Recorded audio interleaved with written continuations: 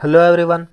मैं एक बार फिर से आया हूँ आप लोगों के सामने एनसीईआरटी ज्योग्राफी का क्लास 7 का चैप्टर 1 लेके। तो इसमें पहला चैप्टर है पर्यावरण। पर्यावरण के बारे में हम चर्चा करेंगे इसमें। तो क्या आप जानते हैं कि पर्यावरण का शाब्दिक अर्थ क्या होता है या उत्पत्ति कहाँ से हुआ है?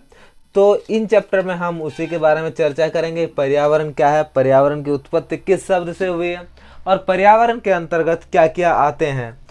ये उन सारे छात्रों को लिए भी कार्यकारी होंगे जो कॉम्पिटिटिव एग्जाम का तैयारी करना शुरू कर रहे हैं। इसका प्रथम चरण है कॉम्पिटिटिव एग्जाम का तैयारी करने का। जीएस पेपर का सबसे प्रथम चरण ही होता है 6 से लेकर 12 तक की एनसीईआरटी की समरी। तो मैंने इस वीडियो में आप सभी के लिए वो पॉइंट अंडरलाइन किया हूँ और उसी के बारे में चर्चा करेंगे। तो आप लोग लास्ट तक देखें। और इस चैनल में मेरा सारे एनसीईआरटी का दिया हुआ है, तो देख लीजिए। तो ये पर्यावरण है, पर्यावरण एक फ्रांस भाषा के शब्द इन्वायरमेंट से आया है, जिसका अर्थ होता है पड़ोसी।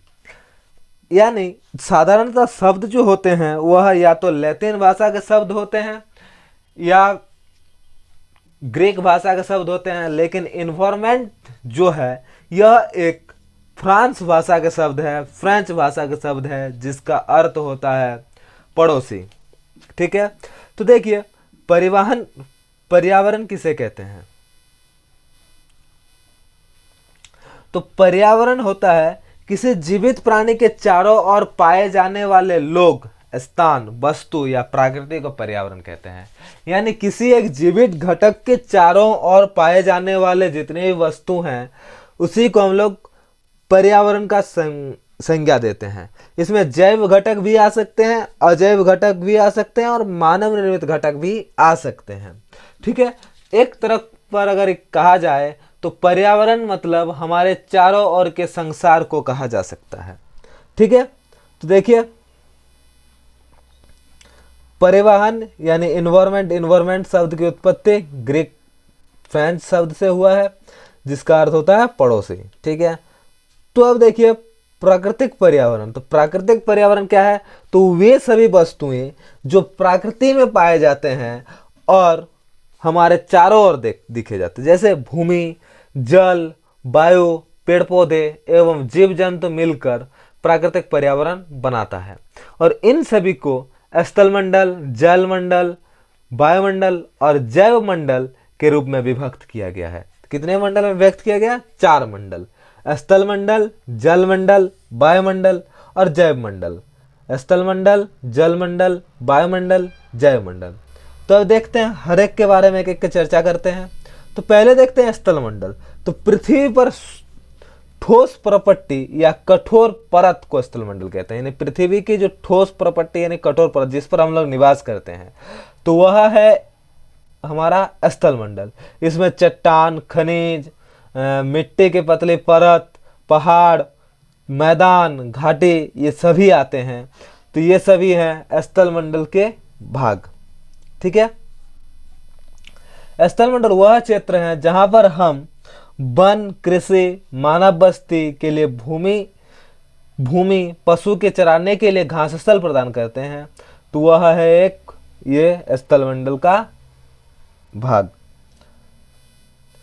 उसके बाद देखते हैं जल मंडल। तो जल क्षेत्र, जितने भी जल क्षेत्र हैं, जैसे हो गया नदी, सागर, समुद्र, महासागर, जलाशय, ये सभी को हम लोग कहते हैं जल मंडल। और एक पृथ्वी के चारों ओर फैले वायु के परत को वायुमंडल कहते हैं। पृथ्वी का गुरुत्वाकर्षण बल अपने चारों ओर वायुमंडल में थमे रहता है। ये वायुमंडल ही एक ऐसा तत्व है जहां पर सारे वायु पाए जाते हैं, वायु के मोटे परत पाए जाते हैं और यहीं पर हमारे गुरुत्वाकर्षण बल भी हैं। ठीक है। सूर्य से झुलसने वाले गर्म एवं हानिकारक किरण की हमारी रक्षा इसी से होती है। ठीक है। तो यहाँ पर एक फिगर के माध्यम से आप देख सकते हैं, समझ सकते हैं कि क्या है।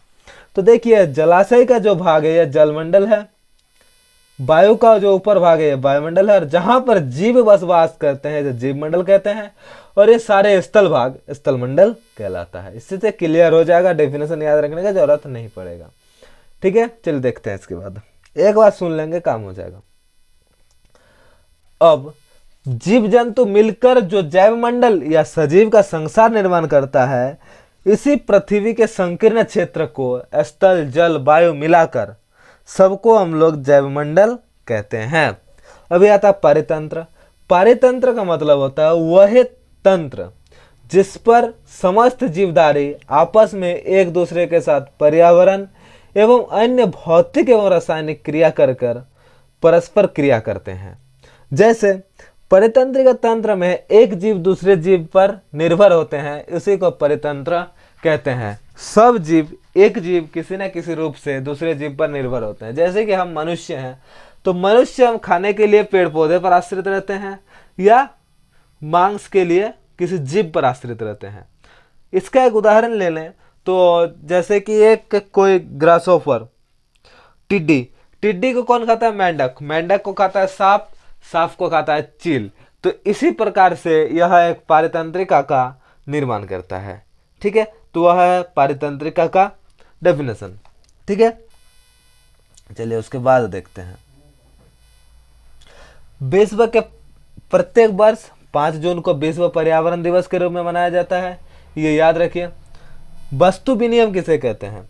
तो यह वस्तुओं के अदले बदली का व्यापार जिसमें धन का प्रयोग नहीं होता है, उसे वस्तु विनिमय कहते हैं। पहले में यह वस्तु विनिमय ही ज़्यादा चलता था, यानी कोई चीज़ दिया और उसके बदले में दूसरा चीज़ लेना। जैसे कि सरसों किसी को बेचें और उसके बदले में हमने तेल लिया, तो यह भी एक है वस्तु विनिमय। ठीक है, एक्सचेंज इसे कहा जा सकता है, एक्सचेंज। ठीक है, एक तरह का एक्सचेंज कहा जाता है, एक्सचेंज। मानव भी इस पर बहुत ज़्यादा आश्रित है। प्रारंभिक काल में इसकी बहुत ही ज़्यादा प्रयोग में लाए जाते थे। ठीक है, मानव अपने पर्यावरण के साथ परस्पर क्रिया करता है, यानी अपने आवश्यकता अनुसार पर्यावरण को परिवर्तन करता है। ठीक है, प्रारंभिक मनुष्य स्वयं को प्रकृति के अनुसार बनाए लिए थे। जो प्रारंभ के मनुष्य जो थे वह प्रकृति को ही अपना जीवन बना लिया था। कुछ भी खाने के लिए वो प्रकृति पर आश्रित थे, प्रकृति ही उसे सब कुछ देती थी और प्रकृति से ही वह सब अपना भरण पोषण करते थे। ठीक है, उनका जीवन सरल एवं आसपास के प्रकृति से ही आवश्यकता पूरी होती थी। समय के साथ साथ मनुष्य की आवश्यकता बढ़ी और इसी आवश्यकताओं को पूरा करने के लिए अनेक परिवर्तन किए। इसी आवश्यकता को पूरा करने के लिए उन्होंने फसल उत्पादन शुरू किया, पशुपालन करना शुरू किया, स्थायी जीवन जीने लगे, नए नए आविष्कार करने लगे। जैसे आग का आविष्कार हुआ, पहिए का आविष्कार हुआ, ये सभी मिलकर कुछ नए बनाने लगे, अपनी आवश्यकता पूरी करने लगे। यही है मानवीय पर्यावरण। और इसी के लिए वस्तु विनिमय पद्धति का भी विकास इसी के कारण हुआ कि तुम्हें कुछ दें और हम कुछ उससे दूसरा कुछ लें। ठीक है, किसी को अनाज देकर उसके बदले में हम ज़रूरती सामान ले सकते हैं, किसी को अनाज के बदले उसके कपड़ा ले सकते हैं। ठीक है, तो यही है वस्तु विनिमय। ठीक, तो यह चैप्टर में इतना ही है। नेक्स्ट चैप्टर में बहुत जल्द आने वाले हैं।